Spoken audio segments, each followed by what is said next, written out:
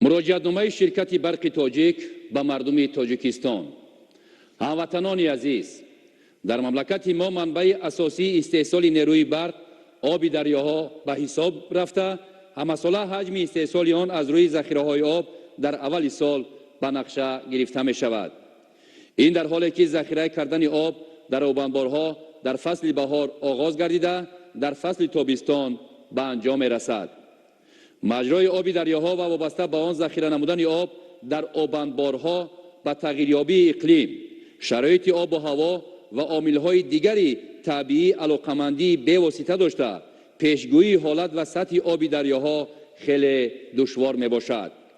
طور قبلا به شما اطلاع داده بودیم، محض با تأثیر عامل‌های ذکر شده، یعنی کمشوی ذخیره‌های آب در حوزه تشکلیابی دریای وخش در سال سپری شده، به نقشه تأمین ساحه‌های اقتصادی و اجتماعی مملکت با نیروی برق مشکلات زیاد آورد. وابسته به این، هنوز 28 ایول سال 2020 حکومت جمهوری تاجیکستان در مراجعه‌نامه به مردم تاجیکستان ساکنان مملکت را به یکی از راه‌های اساسی حل مشکلات به عمل آمده، صرفه‌کاری نیروی برق دعوت نمود.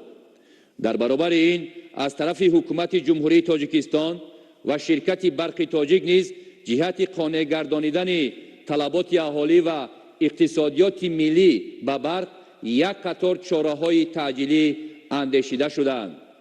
اولا، پیش از مهلت‌های در شرطنامه‌های بین دولتی ذکر شده، انتقال نیروی برق به کشورهای همسایه قطع کرده شد. با سبب سردی‌های شدید آغاز فصل زمستان و طولانی پیشبینی شدن سردی‌های امساله، خوف نرسیدن ذخیره آب تا آخر زمستان در آبانبار نیروگاه برق آبی نارک پیش آمده است.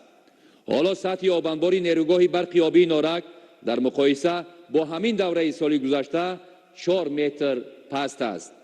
در تاجیکستان در سالهای صاحب استقلالی اقتدارهای نوی انرژتیکی بنیاد و یک سلسله نیروگاه‌های موجوده تجدید و نوسازی کرده شدند، ولی ذخیره آب در کشور ما تا هنوز فقط همین آبانبار نیروگاه برق آبی نارک می باشد.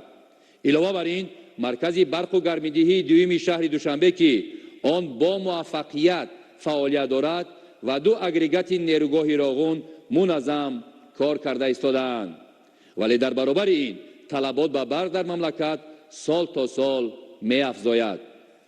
هموطنان محترم، حالا وضعیت جدی است و احتمال تا بهار نرسیدن ذخیره‌های آب به میان آمده است.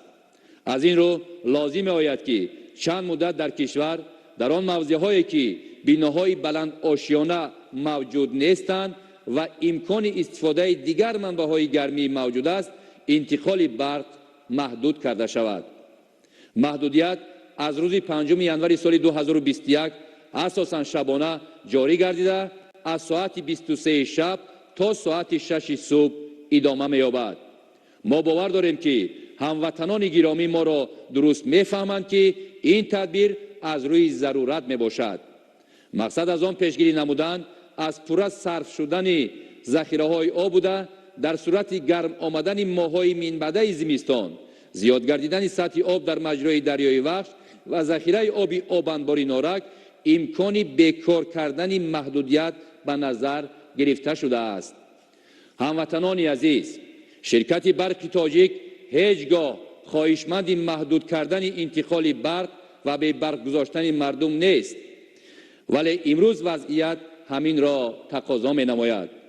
از همه مشتریان خواهش می نماییم که در این وضعیت نیز در جای کار و در منزل‌های استقامتی خود از برق صرفه‌کارانه استفاده برند و در بابت تأمین بیشتر کشور با نیروی برق سهم خود را گذارند.